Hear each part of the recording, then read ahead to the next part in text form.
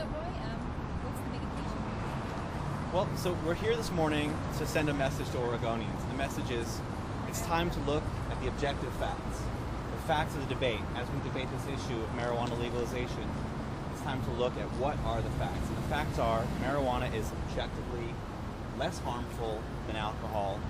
It's important for Oregonians to understand that, to appreciate that, and to keep that fact in mind as this debate goes on.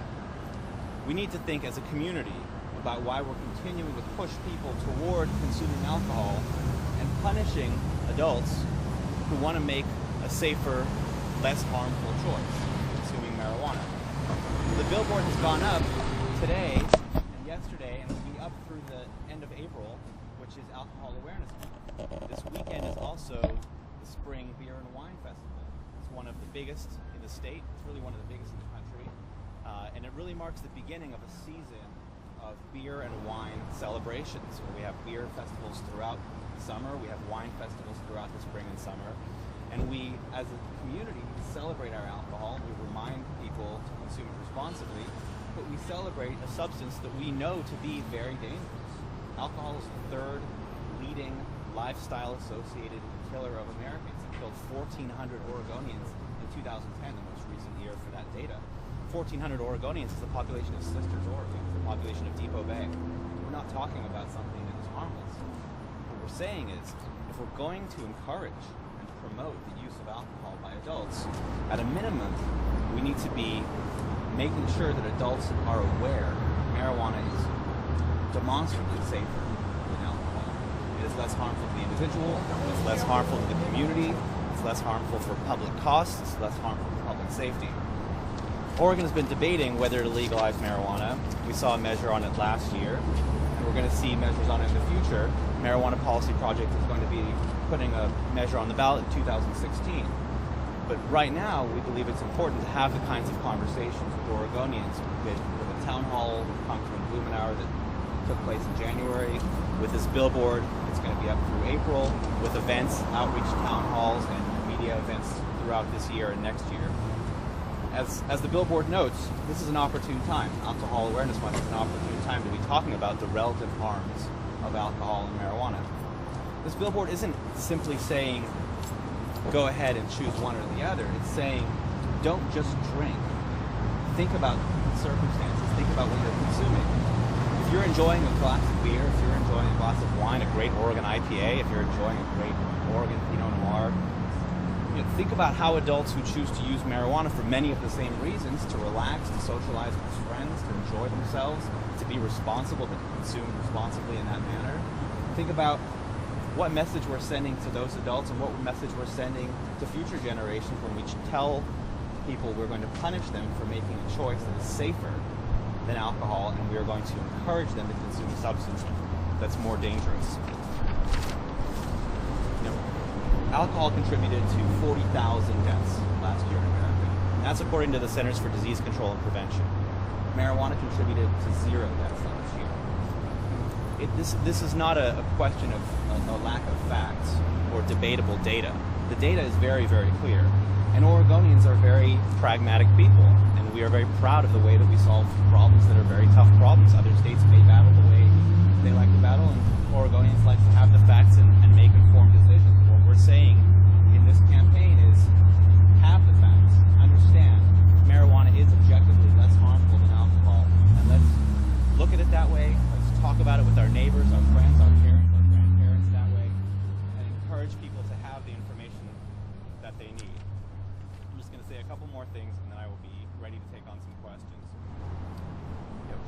If the goal is to promote public health and public safety in Oregon, and we do that through our healthcare programs, we do that through our social safety net programs and our public safety programs, then I am urging members of public safety, the Sheriff's Association, the Oregon District Attorneys Association, the Oregon Police Chiefs Association, I'm urging the members of our public health community, our hospitals, our physicians, our nurses, to speak up, to join us, be part of this dialogue.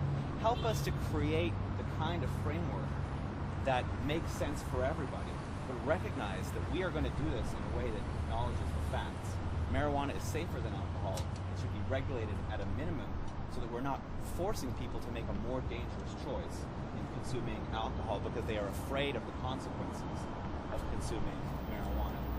So if you're a member of law enforcement, if you're a member of the public health community, if you're a physician, if you're a business leader in the community, you want to be part of this conversation. This is why we're starting now. It's early 2013, and we're starting this conversation for the next few years because we want to be able to bring to the voters something that reflects the needs of the stakeholders, but also reflects the reality of the facts. The facts are marijuana is less harmful than alcohol. We shouldn't be punishing people who choose to consume it.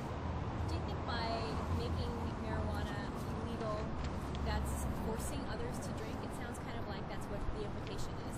That's absolutely what we're doing. You know, when somebody is at a party, let's take a gentleman by the name of Michael Phelps, for example, the winningest Olympian in Olympic history. He went to a party after the games where he won 2008, I believe, the most medals ever. He went to a party. He drank a whole lot of alcohol. He was caught taking in a picture smoking marijuana from the bong. All of the stories, all of the sponsorship, all of the media sensation that occurred was about Michael Phelps, who at that time I believe was not even 21, consuming marijuana and how bad of a role model he was. Not the fact that he broke the law by being at a party where underage drinking was happening, and not the fact that he was being obnoxious as a drunk before he decided to smoke marijuana with his friends. So what we're saying to the kids who see that, and we're saying to his peers who see that is, if you are in a situation where you can choose to consume alcohol or you can choose to consume marijuana, society will tell you it's better that you choose alcohol, even if it's bad for you, even if it makes you violent, even if you're breaking the law in some cases, underage drinking. So we, as a society, have been encouraging people to consume alcohol.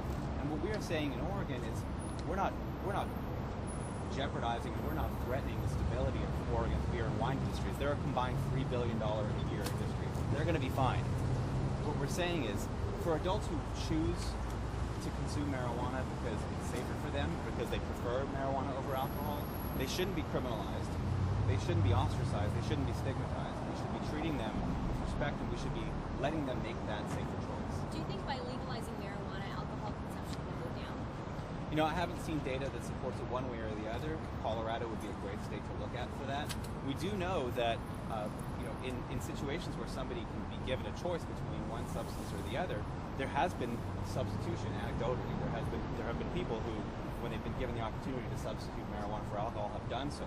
Because for a lot of people, the effects are significantly more enjoyable with fewer of the downsides afterwards. And for a lot of people, especially from a health point of view, if you know that alcohol is one of the leading killers of Americans, that it's one of the biggest causes of disease, you would want to support people making a healthier choice. Police might say two wrongs don't make a right. They might say that, well, alcohol, they know that causes problems, drunk drivers and whatnot, but they don't want to add to that drivers who are stoned maybe driving around erratically. Do you think, is that an issue? Yeah, I mean, I think driving under the influence of anything is an issue, and I don't encourage anybody to drive impaired under anything, whether that's prescription pills, whether that's sleep deprivation, whether you're driving angry. Road rage is clearly a serious issue, or whether you're consuming a substance. You shouldn't be driving impaired at all. But when police make claims that somehow all of a sudden, if marijuana is legalized and regulated, there's going to be more people driving stoned, it just doesn't recognize the reality that marijuana is already a largely consumed substance in our community. It's the largest cash crop in Oregon. It's bigger than wheat. It's bigger than Christmas trees. It's bigger than any other crop, except it's entirely untaxed and entirely unregulated. From an economic point of view and a public safety point of view, it makes sense that we regulate it appropriately. Are you demonizing alcohol or promoting alcohol? Because it seems like there's a mixed message. You know, I leave that to the viewer of the Billboard to decide what message they take away from it. What we're saying is, don't just drink because you feel like that's your only option, and don't just drink because that's the way you've seen other people socialize, or that's how you've socialized in the past. If you're going to drink, recognize the health impacts, do so responsibly, but also understand that if you are choosing to consume alcohol because that is how you like to enjoy your time and socialize with friends and family, then at a minimum, we shouldn't be punishing people who want to choose to socialize and enjoy time with their family and friends in a different manner, in a safer manner. And it's interesting that you say that. There was a brief story that I saw yesterday about the Billboard going up, and one of the organizers of this weekend's Spring Beer and Wine Festival was interviewed, and the reporter asked him, "Are you threatened by this? Are you offended by this?" They talked about the Spring Beer and Wine Festival in the media advisory, and he said, "No, absolutely not. As a matter of fact, we can't wait for the time when it would become the Spring Beer, Wine, and Wheat Festival." I mean, that is the answer from the organizers of the festival. What they're saying is, we're not threatened by this industry. We probably know a lot of the same people. What we're saying is, we have established a way to regulate alcohol in this industry, in this economy, and we celebrate alcohol as a society. If we're going to do that knowing the harms that alcohol presents, let's at least not punish people who want to make a safer choice. Do you hope to see one day maybe festivals celebrating like beer and wine? You brought up the festivals that we have now. Do you hope to one day see marijuana festivals? I don't hope one way or the other, but I can guarantee you it will happen. I mean, I think that, if you look at Colorado as an example, you look at Washington State as an example, I mean, the voters in those states have spoken. 55% of voters in both of those states have moved forward with their measures, and right now they're going through the very tough but earnest process of deciding how to regulate this new marketplace, and that will include tourism, and that will include festivals and celebrations, and we will encourage people to consume marijuana responsibly, just like alcohol companies need to continue to encourage people to consume alcohol responsibly. Last question for me. A lot of people have complained about the irony of the location of the Billboard compared to the Trade Center. Was this done intentionally, coincidentally, or do you think that's disrespectful?